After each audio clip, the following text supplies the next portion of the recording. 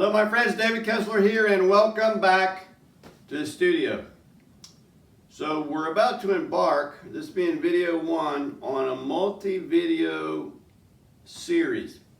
And I've done these before and people really like them, so I'm going to do another one. This is going to be a multi-part video doing the same painting.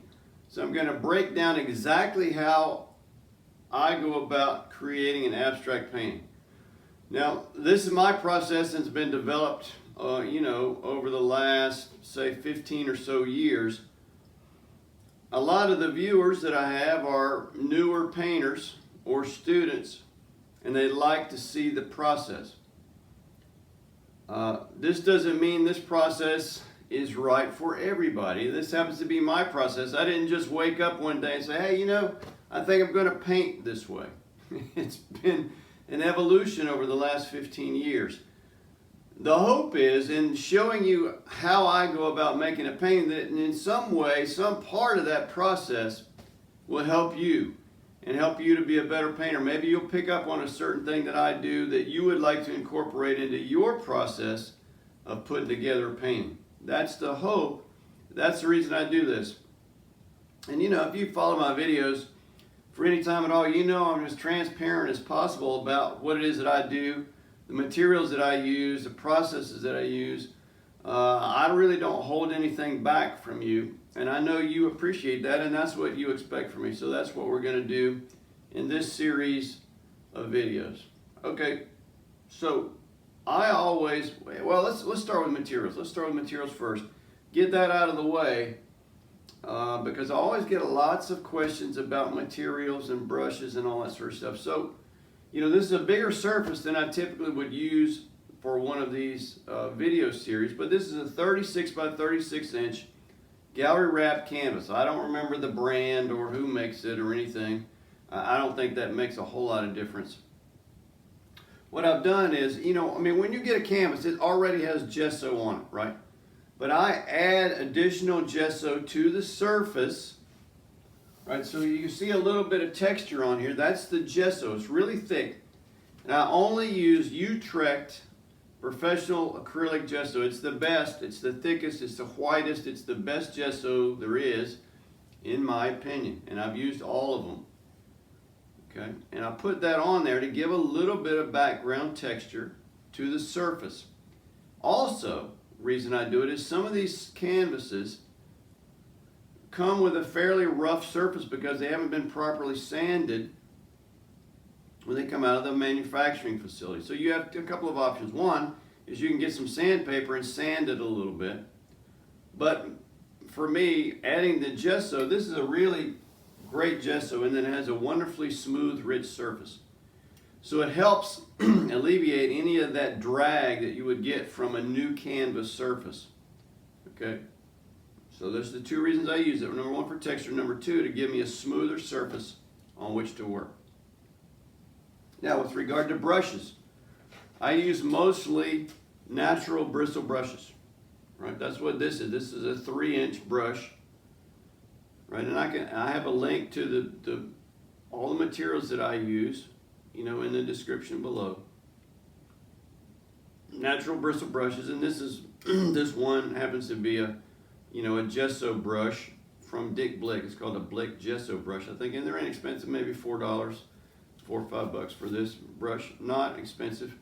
I like natural bristle brushes because they have a kind of a rough edge on them. They're good for blending. They're good for applying paint. Love, love, love these brushes, and they're inexpensive.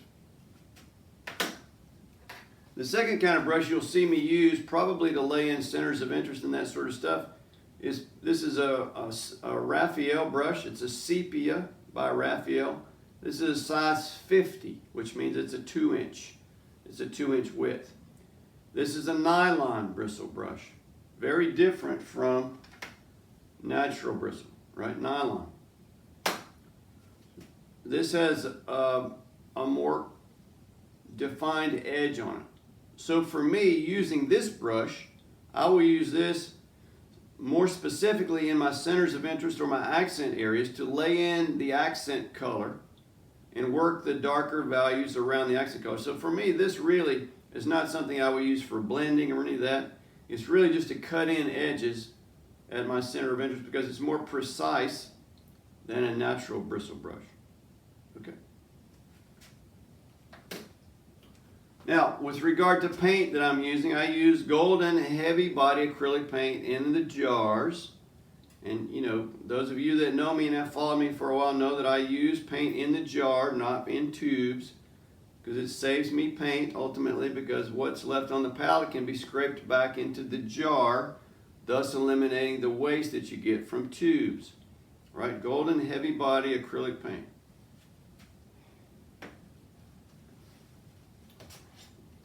I think that's it for materials, right? We covered the surface, we covered the gesso, we covered the brushes, we covered the paint.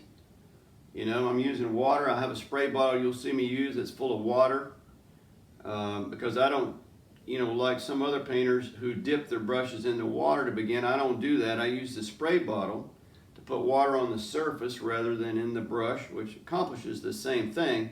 It just keeps my brushes from getting soaking wet.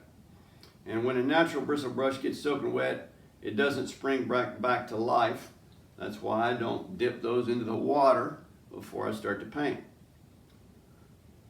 Okay, materials out of the way, so let's talk about color. One of the things that I do that a lot of other abstract painters don't do is I establish my color concept for the painting before I start.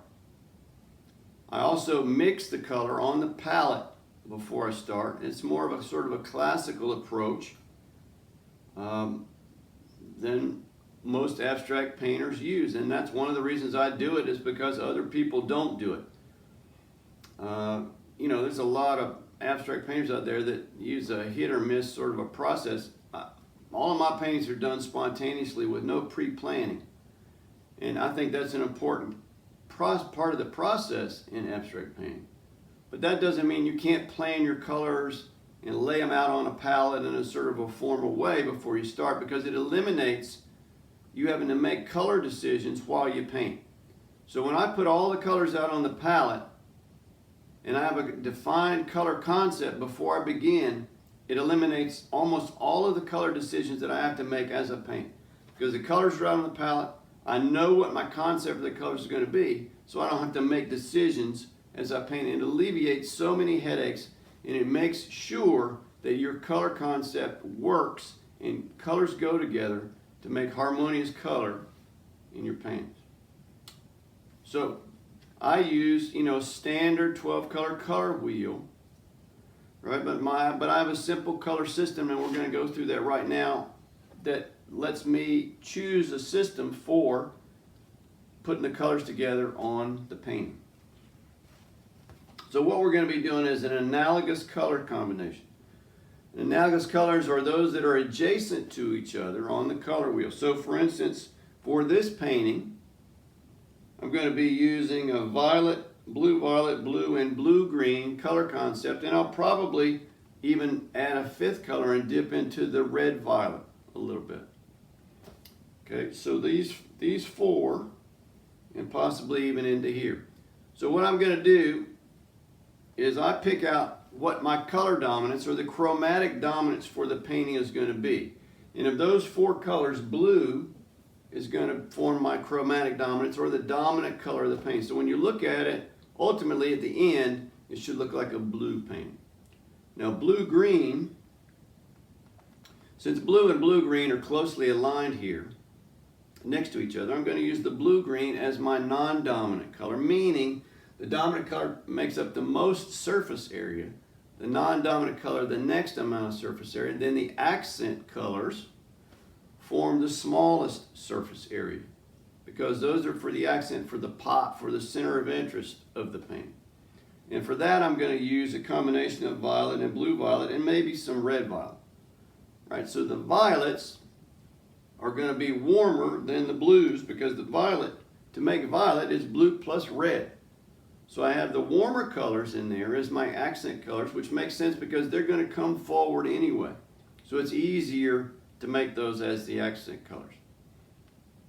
I hope that makes sense to you, right? So blue, green, blue, violet, violet, and maybe even some red violet. That's going to be the color concept. Blue is the dominant color, Blue green's a non-dominant color, and I'm going to use a combination of blue violet and violet, and maybe even a little red violet for my centers of interest.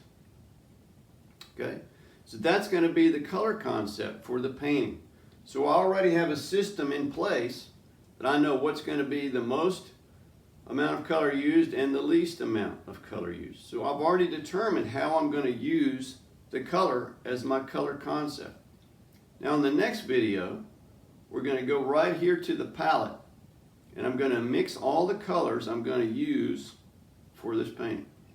So between having a color concept and mixing the colors on the palette, I won't have really any color decisions to make as I paint, which frees me up tremendously to think about my shapes and my values and really concentrate on those when I paint rather than having to worry about the color. All right, hope this was helpful for you, and we'll see you on part 2. Thanks.